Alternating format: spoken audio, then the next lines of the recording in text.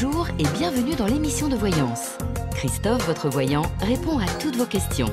Il s'appuie pour cela sur les tarots et sur son étonnante faculté d'intuition. Bonjour à tous et bienvenue sur le plateau de l'émission de voyance.com. Écoutez, je suis ravi de vous retrouver, ravi de vous accueillir pour une nouvelle émission de voyance en direct. J'espère que vous allez bien, que vous êtes en pleine forme.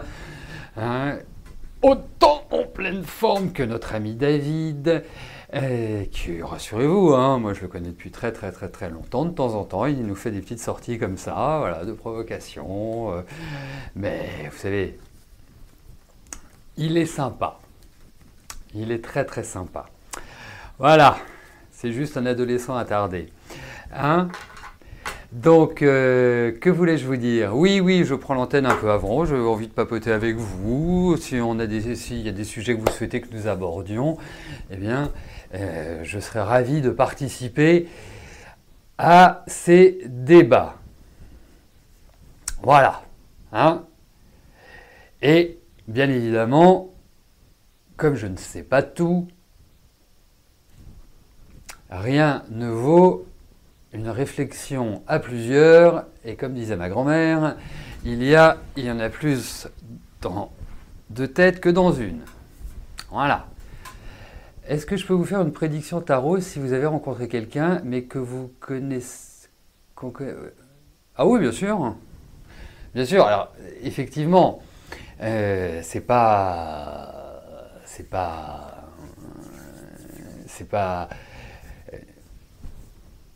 Moi, j'adore la numérologie. C'est vraiment... Tiens, Laetitia, moi, je vais vous l'envoyer, David, et puis on verra. Vous verrez, à l'usage. Non, je trouve que la numérologie est un outil extrêmement précis. Enfin, après, voilà, dans mon utilisation, j'ai rencontré beaucoup de personnes qui m'ont dit la numérologie c'est nul, c'est mieux l'astro, c'est mieux ceci, c'est mieux cela, voilà. Bon, après, chacun pense à ce qu'il veut, mais effectivement, c'est un outil formidable. Donc c'est bien d'avoir sa date de naissance. Après, moi je sais, mais c'est dans ma pratique, vous m'avez déjà entendu le dire, c'est que une fois que vous l'avez rencontré, je peux être beaucoup plus enclin et beaucoup plus précis pour vous dire, voilà, il y a vraiment une possibilité de développement ensemble ou pas. Voilà. Ou c'est voué à l'échec, ou en tout cas, je ne vois pas une portée à cette relation qui soit épanouissante. Donc, alors dans le cadre de l'émission, je ne peux pas utiliser la numérologie, ce serait beaucoup trop long. Donc en privé, oui, je me gêne pas. Voilà Drominet. Bon, allez-y, alimentez, il faut... Allez. Si vous avez d'autres questions, autrement, je sais pas, je vais vous chanter un petit air moderne, ou peut-être lyrique, ou peut-être, je ne sais pas, en fonction d'eux.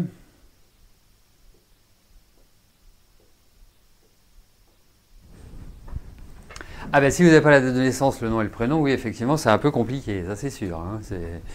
Puisque ce sont les deux piliers de la numérologie, donc ce sera compliqué.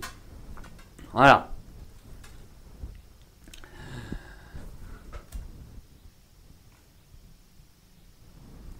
Alors, bon, vous savez, on a traversé depuis la fin mai des périodes un peu tumultueuses en astrologie. On a vécu la rétrogradation de Mars, en même temps il y avait la rétrogradation de Jupiter, de Saturne, des planètes transpersonnelles, et effectivement Mercure également qui a été rétrograde pendant le mois d'août.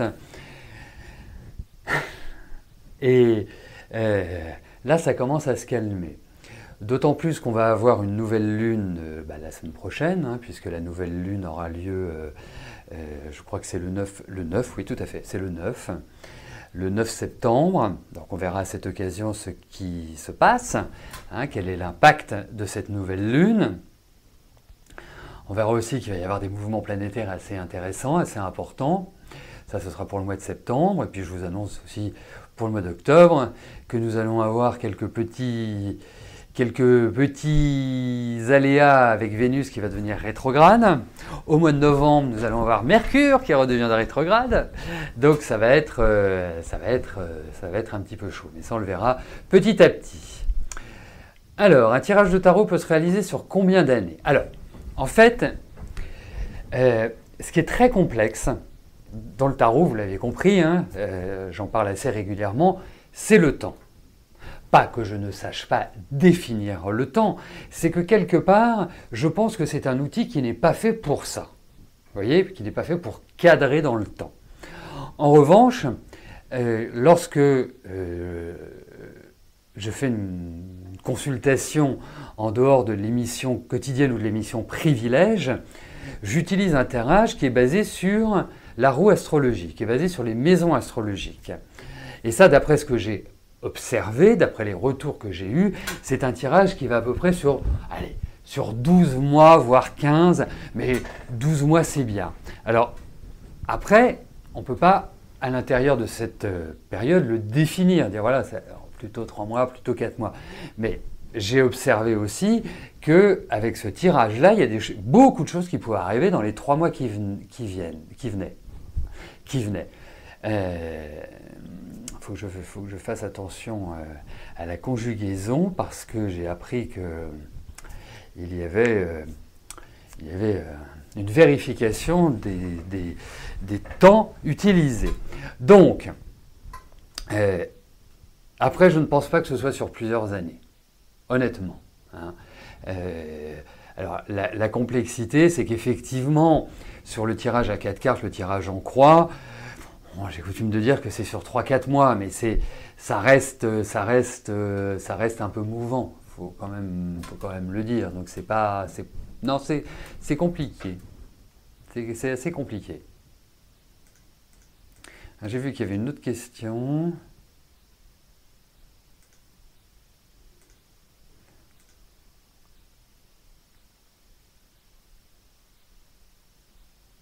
Ça, je l'ai répondu, Drominet, sur les événements planétaires. Ensuite, on vous a dit que l'on expiait nos fautes par le biais de personnes méchantes à notre rencontre. C'est-à-dire qu'en fait,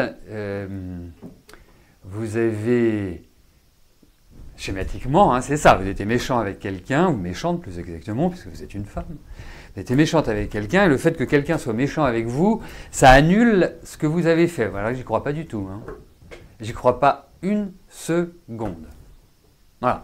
Je n'ai pas d'explication logique, mais c'est quelque part la notion de karma. Alors après, on peut l'aborder d'une autre manière. C'est-à-dire que, vous savez, le karma a une définition qui est très simple, c'est toute action entraîne une réaction. C'est le principe du karma. Donc le fait d'avoir occasionné une tristesse ou d'avoir occasionné un mal et autres, que ça nous revienne en boomerang, ça j'y crois beaucoup plus. Vous voyez, hein?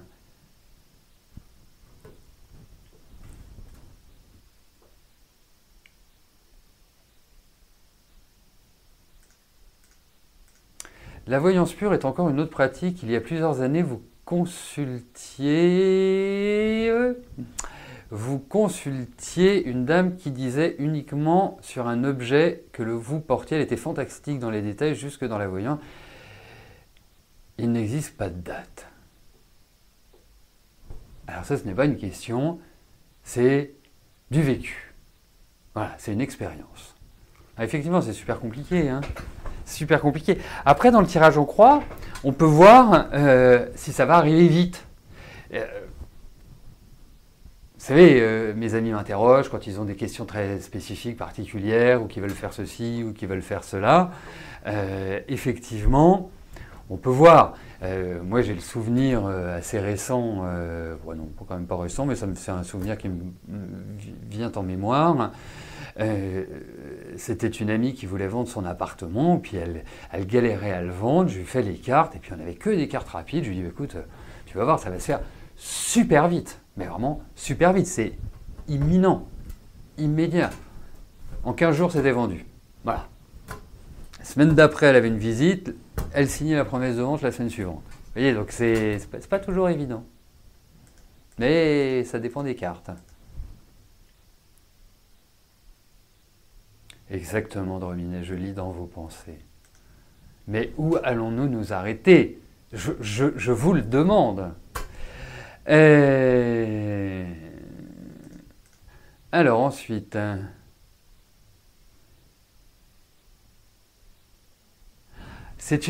J'adore votre question, Nadoudad. Est-ce que les réponses d'un voyant ou d'un numérologue, d'un astrologue, d'un tarologue,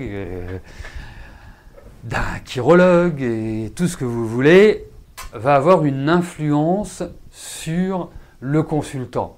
De facto oui. De facto oui.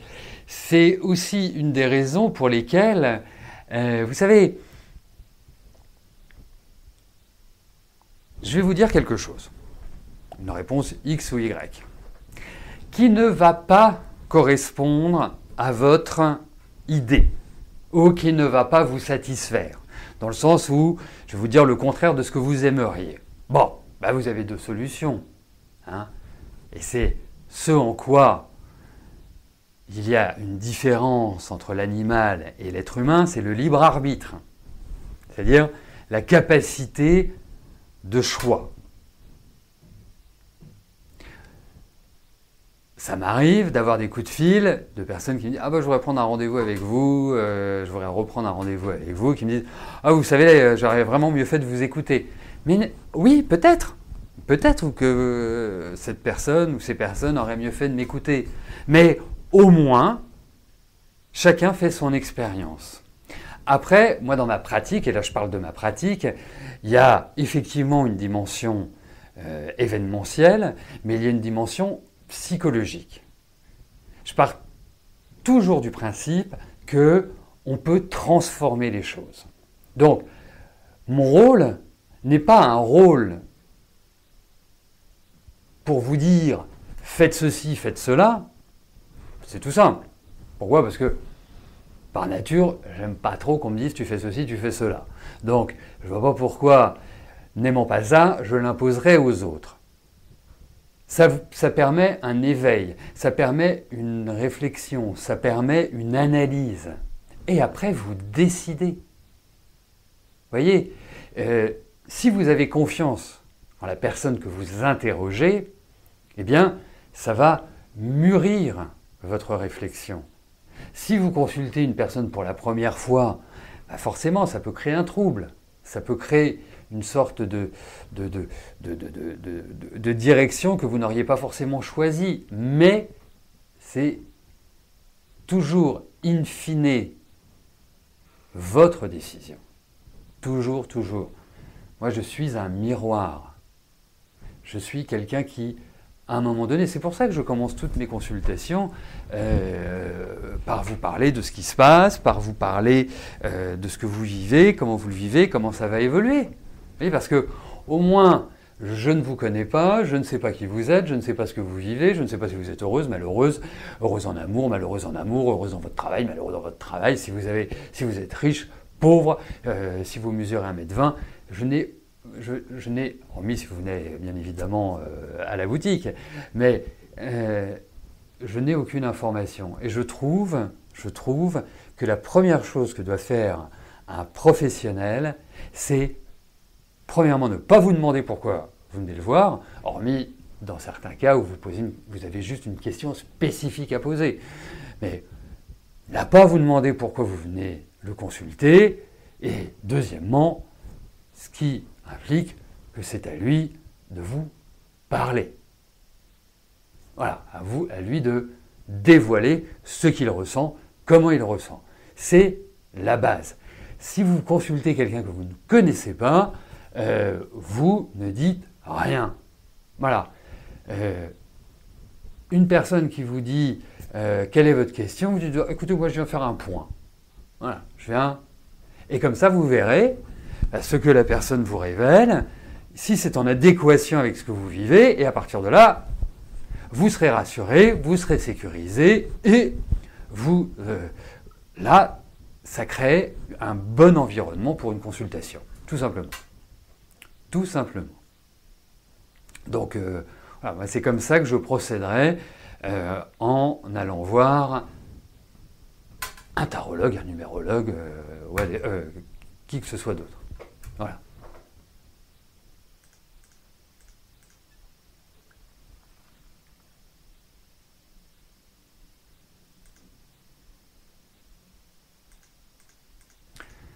Alors, moi j'aime bien quand on parle comme ça, à bâton rompu, qu'on évoque des sujets, que voilà,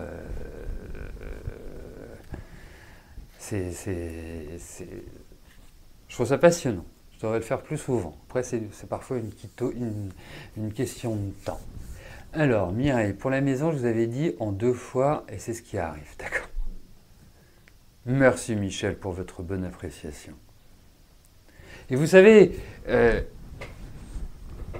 moi je pratique le tarot depuis l'âge de 20 ans. Donc ça va bientôt faire 28 ans. Globalement, je dois avoir plus d'une vingtaine d'années de pratique intensive. Tout le monde est capable d'apprendre le tarot. Sachez-le, si un jour vous avez envie de vous initier au tarot, ne vous freinez pas. Pourquoi ? Parce que c'est un outil qui est absolument formidable. Pas simplement pour vous dire que vous allez rencontrer un grand brun aux yeux bleus ou une petite blonde aux yeux verts. C'est un outil qui apporte énormément de renseignements sur le plan psychologique, sur les attitudes à adopter, sur les perspectives à venir. C'est passionnant, c'est une ouverture spirituelle, c'est une ouverture intellectuelle, c'est riche d'enseignements. Donc surtout, faut pas vous dire ouais, mais moi j'ai pas d'intuition, j'ai pas ceci, j'ai pas cela, t'as ça. Foutaise. Voilà. Après, bien sûr, vous pouvez travailler à travers les livres. Les livres, c'est un point de départ, ça vous apportera des bases. Ensuite, c'est évident que il faut bien évidemment avoir quelqu'un qui va compléter vos connaissances, et puis la pratique. C'est comme tout. Hein. Vous avez beau avoir un CAP de plomberie,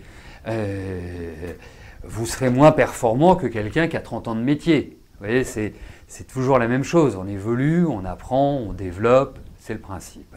Et c'est le principe pour également le tarot. Voilà, tout simplement.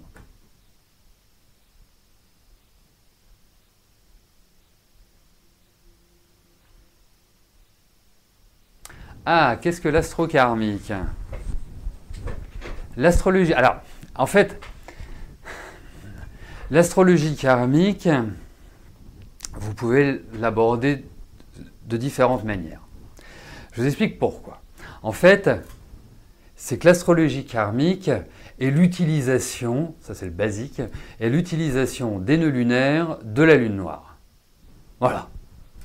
Les nœuds lunaires, schématiquement, c'est un axe qui se calcule par rapport à la lune, ce sont des points fictifs, au même titre que la lune noire, et il y a 2 nœuds lunaires, le nœud nord et le nœud sud.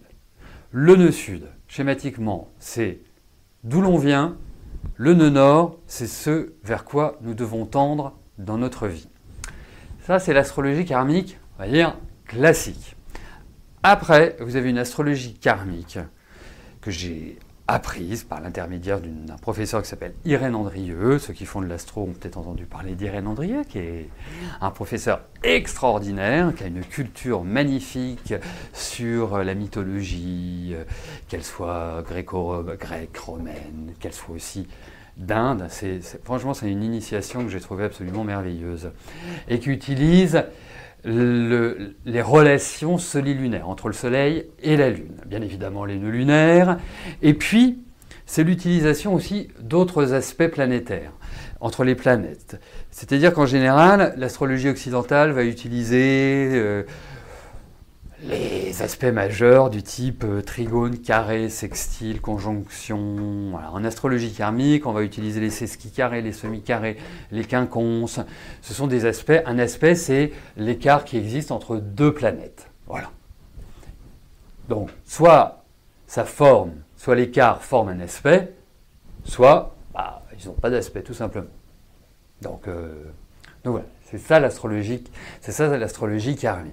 Après, l'astrologie karmique, je vous le dis en toute objectivité, si c'est pour vous dire que vous avez été une princesse dans une vie antérieure, une prostituée ou quoi que ce soit d'autre, ça c'est pas mon truc. Parce qu'en général, on parle toujours, vous avez été un prince, un roi, un ceci, un cela. J'entends rarement dire vous avez été ouvrier, vous avez été sur une galère, vous avez été esclave, vous avez été ceci, vous avez été cela, bref. Vous voyez, donc pour moi, c'est tout à fait secondaire. Mais voilà les principes de l'astrologie karmique. Et c'est passionnant en consultation parce que l'astrologie d'Irène qu'on appelle l'astrologie d'évolution, elle porte bien son nom. L'astrologie d'évolution, en fait, l'idée, c'est notre transformation. Il y a beaucoup de choses qui sont d'ordre psychologique, qui nous permettent de dépasser nos petites difficultés personnelles. Hein, pourquoi on commet les mêmes erreurs, pourquoi on n'arrive pas à faire ceci, qu'on n'y arrive jamais, hein, et qu'on se dit « mais j'y arriverai jamais ». Ah, ça, c'est tout ce cheminement. Et puis, l'utilisation de cadrans solilunaires qui permettent de voir d'emblée les motivations de l'individu. Donc, est-ce que c'est quelqu'un qui est ambitieux? Est-ce que c'est quelqu'un qui est plus fait pour du conseil? Est-ce que c'est quelqu'un qui est plus fait pour créer? Est-ce que c'est quelqu'un qui est plus fait pour seconder? Par exemple, une éminence grise. C'est tout à fait passionnant.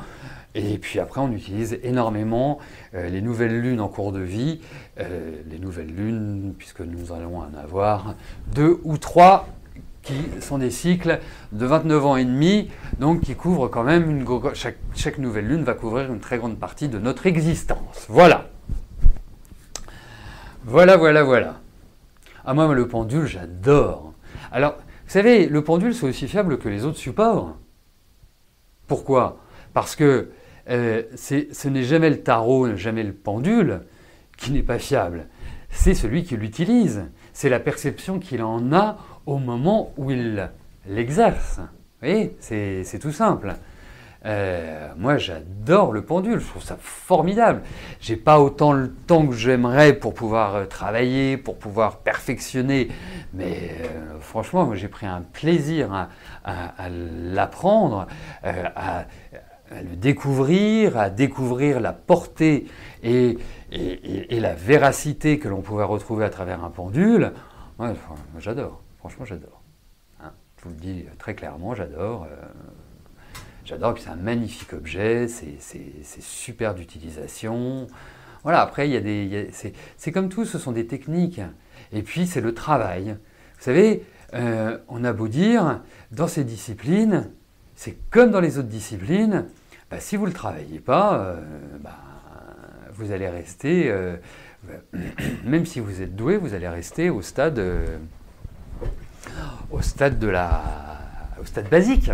Voilà. L'idée dans la vie, c'est d'évoluer, c'est de faire croître nos connaissances, notre savoir et nos compétences.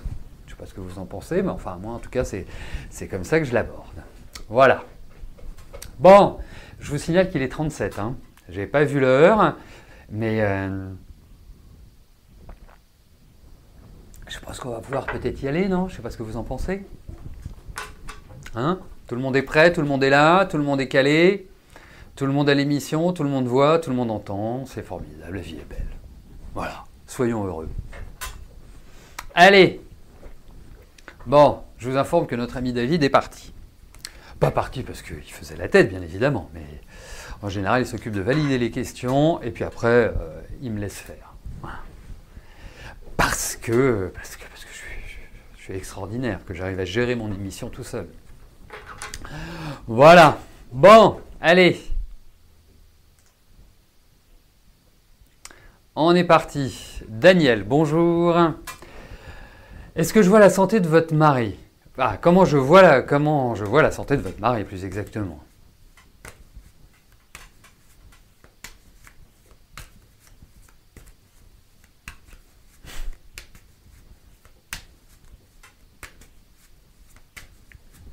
Allez, c'est parti.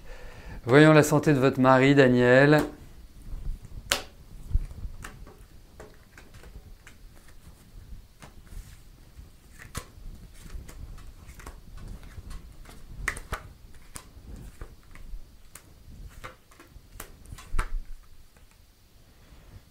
Écoutez, pour moi, il y a tout un environnement de fatigue, indéniablement. Tout un environnement de fatigue. D'autre part, il y a deux aspects qui ressortent. Il y a tout ce qui est au niveau de la mobilité qui est en rapport avec l'ossature. Bon, peut être des problèmes pas forcément graves, mais il y a quand même l'idée de douleur. Et tout ce qui peut être en fait dans l'idée d'absorption. Donc ça peut être juste le digestif. Donc le digestif, ça peut être le tube digestif avec des reflux gastriques, mais il y a quelque chose par rapport à la nourriture. Donc tout ce qui peut concerner les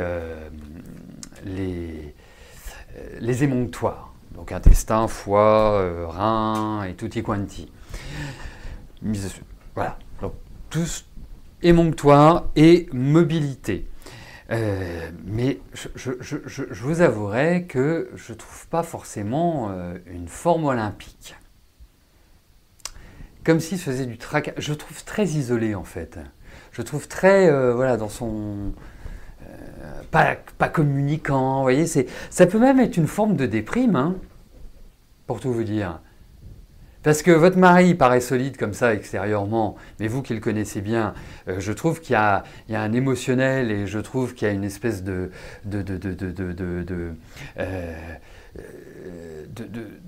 manque, vraiment d'assises intérieures. C'est surtout ça. Voilà ce que je vous en dirais par rapport à la santé de votre mari.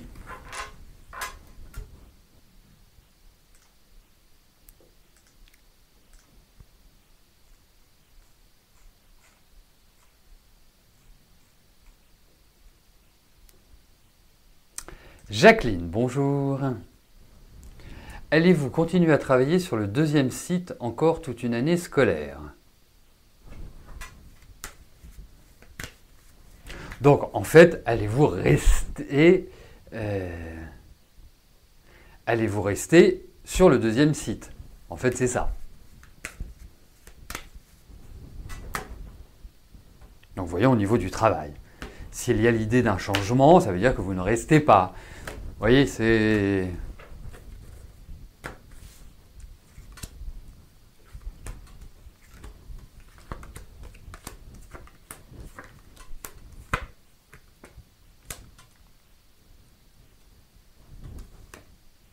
Non, il y aura du changement, mais je ne pense pas que ce soit tout de suite. Ça peut survenir après un clash, ou ça peut survenir Enfin, quand je dis un clash, c'est-à-dire que vous pouvez pas... Je reprends, vous pouvez ne pas vous sentir complètement à l'aise. J'ai quand même le sentiment que, en fait, surveillez la première partie de l'année prochaine. Surveiller, parce que je pense qu'il y a une sorte de réorganisation, ça va restructurer, il y a des gens qui vont partir, d'autres qui vont arriver, enfin, c'est un peu les chaises musicales. Et quelque part, il faut essayer de faire petite souris, hein, dans votre travail. Après, moi je pense qu'il y aura un changement, mais je ne suis pas sûr Je ne suis pas sûr que ça se fasse tout de suite. Il y a quand même l'idée de contrainte et après, vous reprenez un nouveau départ et ce nouveau départ vous conviendra mieux. Mais effectivement, il y a cette notion de changement.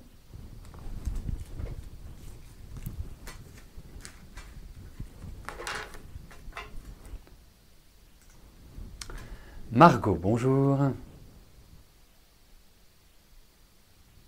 Vous voulez savoir si vous allez avoir un troisième enfant.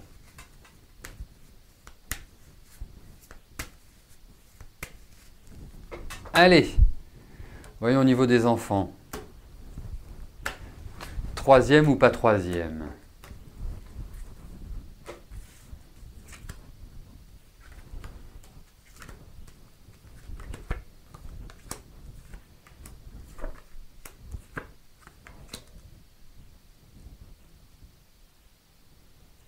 Ah, vous en avez envie quand même. Enfin, mais c'est bien deux déjà, non? Vous trouvez pas? C'est plutôt un joli chiffre, le chiffre 2. C'est le chiffre de la femme, c'est le chiffre de la féminité. Bon, après, symbolisme mis à part. Prenez quand même certaines précautions. Pourquoi? Parce que c'est votre troisième enfant.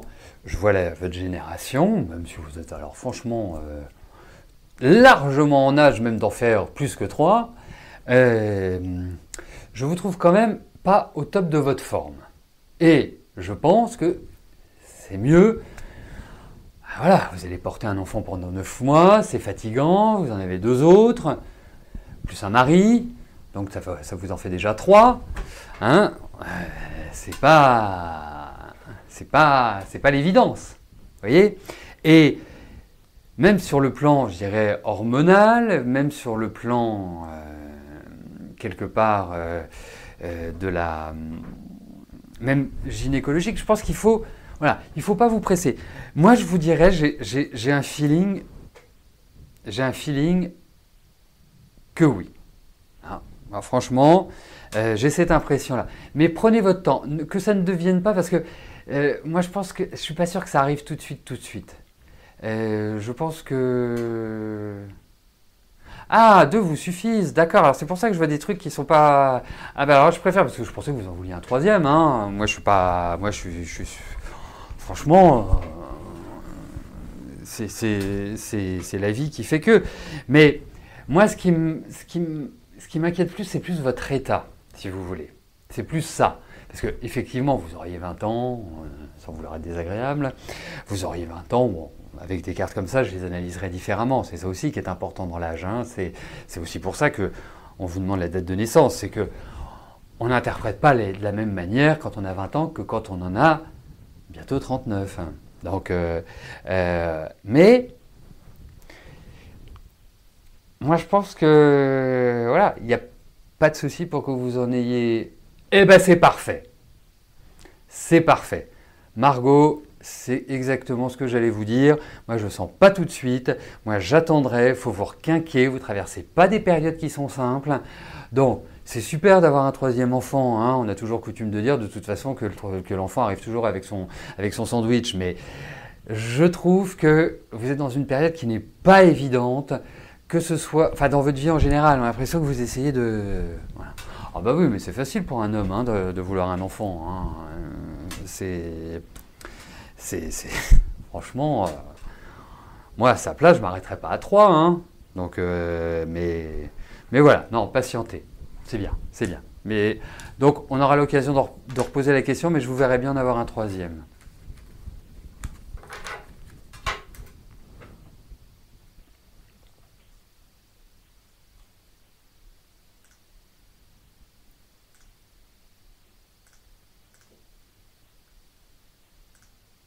Micheline, bonjour.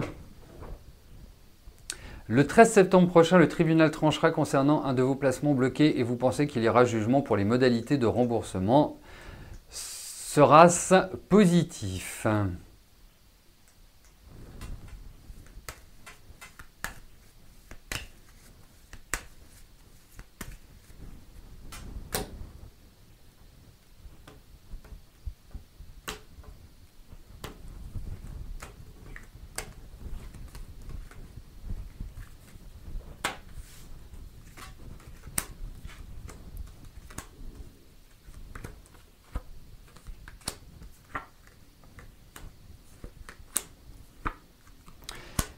Eh bien, écoutez, j'ai l'impression, hein, j'ai l'impression que ce sera positif. Voilà. J'ai l'impression qu'il y a quelque chose qui a... Alors, ça va encore discuter, hein. Ça va encore discuter, échanger. Peut-être que vous n'aurez pas la réponse tout de suite, ou peut-être qu'il va y avoir un délai. Peut-être qu'il y a... bah, voilà. Vous savez, il y a une sorte d'attente, mais a priori, c'est bon pour vous, Micheline.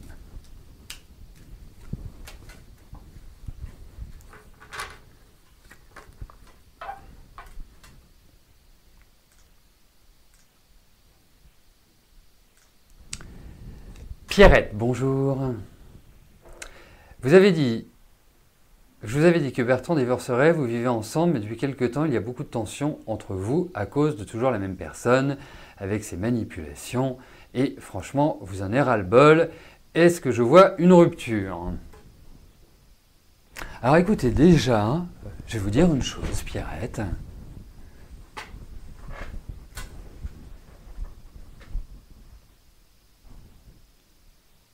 Déjà, vous vivez ensemble. C'est une première étape, parce que je vois très bien qui vous êtes, parce que des histoires comme la vôtre, j'en ai quand même pas tous les jours. Hein. Donc, il est clair que déjà, c'est une première étape. Après, on va regarder, vous me parlez d'une séparation. On va regarder entre Bertrand et vous ce qui va se passer.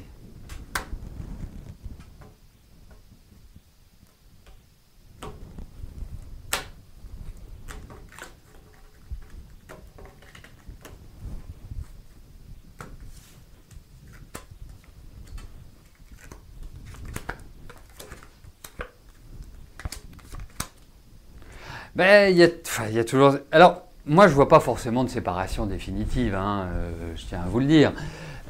La seule chose, c'est que... Vous savez, dans la vie, ce qui est important, c'est quoi? C'est la clarté des relations. Quand il n'y a pas de clarté, ben, qu'est-ce qui va se passer? De toute façon, à un moment donné, on se prendra le mur. Et c'est un petit peu ce qu'indiquent ces cartes-là. C'est-à-dire que si lui, de son côté, parce que vous êtes en train d'essayer de vous protéger, c'est-à-dire de faire un travail qui vous permet de, quelque part, d'envisager cette issue sans que vous vous preniez une énorme porte dans la figure et que vous soyez KO. Eh bien lui, il faut qu'il soit clair, parce qu'il ne l'est pas. Il est entre deux eaux. Il souffle le chaud et le froid. Donc, il est absolument pas clair. Il est en même temps avec vous, en même temps avec elle, tout en étant avec vous, sans être avec elle, mais en étant avec elle. Donc, qu'est-ce que vous voulez attendre de ça? C'est ça le truc. C'est ça le truc. Et je trouve extrêmement nerveux, je trouve extrêmement irritable, je le trouve dans une énergie qui n'est pas du tout une énergie constructive. Voilà, après vous habitez ensemble. Donc il faut apprendre à gérer ce moment délicat. Mais je pense que il y a un peu quand même, j'allais dire, de moquerie ou il y a quand même un peu de manipulation, quoi, quelque part. C'est ça le truc. C'est curieux, c'est comme si il existait encore un attachement par rapport à sa femme, ou une peur, une appréhension, quelque chose qui l'empêche et qui, d'une certaine manière, le pétrifie, le sclérose. Voilà. Donc, non, pour l'instant, je n'ai pas la sensation d'une séparation, mais c'est pas youpi tralala.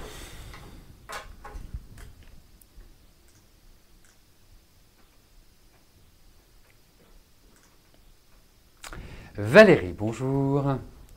Benjamin a obtenu son CAP mécanique, comme je vous l'avais dit. Bon, bah super. Écoutez, moi je suis très heureux pour votre fils. Franchement. Vous voudriez savoir si je le vois continuer dans la mécanique ou pas, car vous avez l'impression qu'il a envie de changer.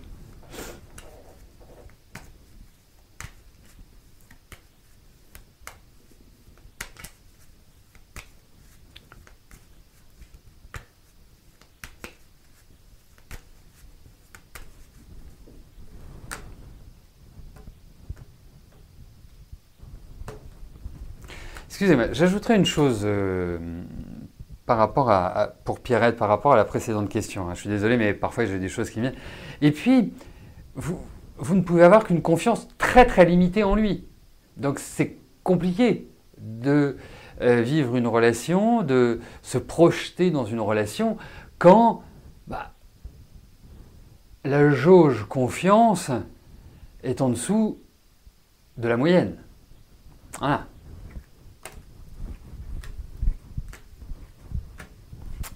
Allez, voyons pour Benjamin et la mécanique, Valérie.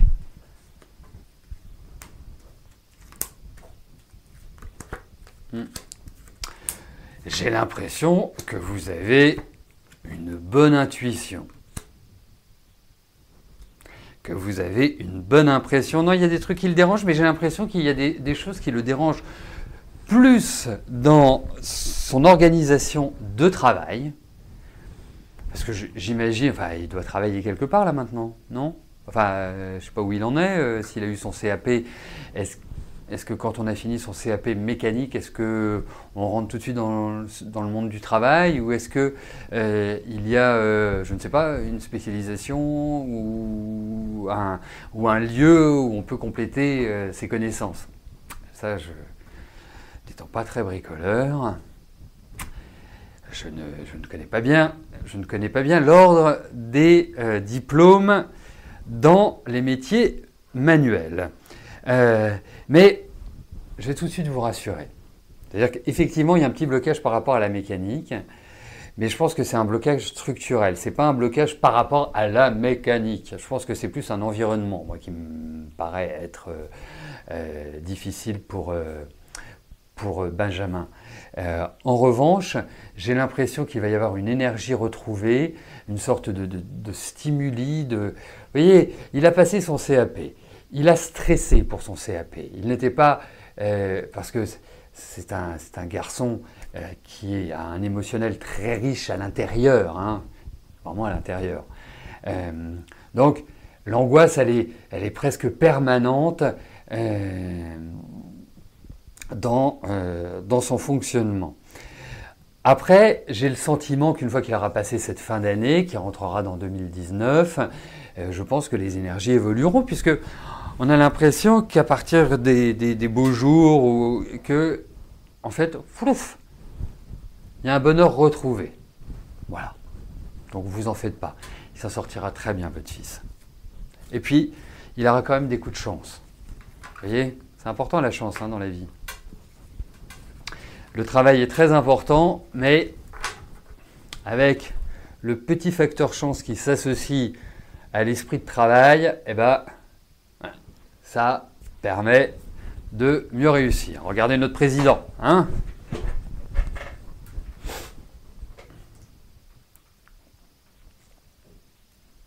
Christelle, bonjour. Vous avez postulé très récemment pour un emploi dans les transports publics. Comment je ressens cette candidature? Vous cherchez à muter? Vous cherchez à muter depuis 2 ans maintenant et rien de rien. Écoutez, on va regarder pour votre travail ce qui va se passer.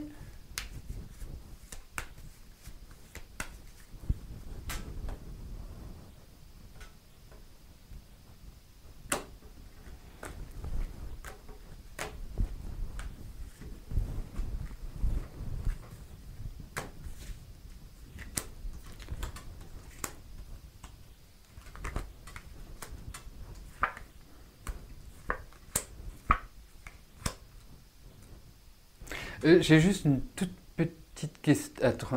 Voilà. Dans les transports publics. Ok. Bon, il y a quand même l'idée d'un renouveau dans le travail. Donc pour moi, il y a un changement. Il y a de nouveaux projets, il y a de nouvelles choses qui se mettent en place, mais pour ma part, je vous conseillerais de bien observer ce qui se passe autour de vous quand vous allez en entretien, puisque il peut y avoir une mauvaise opportunité, ou il peut y avoir, j'irais, l'envie d'aller quelque part et qu'en fait, vous n'y trouviez pas ce que vous attendiez. Donc, il faut être vraiment très précautionneux dans vos actions et dans vos choix. Mais effectivement, il y a l'idée d'un renouveau. Après, moi j'ai l'impression qu'il y a effectivement... Je sens deux changements en fait. Vous allez me dire, ça fait 2 ans que j'essaie de changer, et là vous me parlez de 2 changements. Oui, moi j'ai cette sensation-là. J'ai l'impression qu'il va y en avoir un premier, mais que celui-ci n'est qu'une transition, n'est pas définitif, et qu'il aboutira à un autre changement professionnel. Donc, je vous le dis, c'est clair, vous entrez dans une phase où il y a renouveau, où il y a changement, où il y a une vie différente sur le plan professionnel qui se dessine, Christelle. Voilà, en plus, moi je vous trouve très sérieux, je vous trouve quand même très organisé, je vous trouve... voilà, vous avez de l'ambition, vous avez envie, enfin il y a tout ce qu'il faut pour que vous vous en sortiez bien. Hein. Donc allez-y sur cette fin d'année, mettez un petit coup de collier. Voilà, je pense que j'ai l'impression qu'il y a cette idée de changement d'ici la fin de l'année. Vous me direz, mais en tout cas, moi j'en perçois 2, pour tout vous dire. Voilà, bah écoutez, nous arrivons au terme de notre émission. Je vous souhaite à tous une excellente journée. Demain c'est jeudi, donc demain vous retrouverez Rose. Et quant à nous, on se retrouve vendredi pour notre dernière émission de la semaine. D'ici là, portez-vous bien, passez une belle journée. Celles et ceux qui n'étaient pas là au début de l'émission, c'est-à-dire qui sont arrivés après 13h30, n'hésitez pas à écouter avant 13h30, enfin avant que je réponde à vos questions, parce que nous avons entamé des débats, des interrogations portant sur des sujets divers et variés. Donc ça peut vous apporter à votre culture personnelle. Voilà, bon. Et je dirais que nous renouvellerons l'expérience, je le dis très souvent, il faut juste que je prenne le temps, que j'arrive à trouver du temps pour qu'on se fasse ça régulièrement. C'est quand même plutôt sympa d'avoir ce débat d'idées. Voilà. Après, moi je vous dis toujours, envoyez-moi des sujets, envoyez-moi des questions. Bon, vous n'êtes pas nombreux à le faire, mais n'hésitez pas. Voilà. Comme ça, chaque question que vous posez permet à chacun d'entre nous d'apprendre. C'est quand même le but aussi de l'émission. Pas simplement répondre à vos questions. Nous sommes une communauté, nous devons partager. Voilà. Bon, allez, je vous laisse. Belle journée à tous. Et hasta luego. Bye bye. Merci.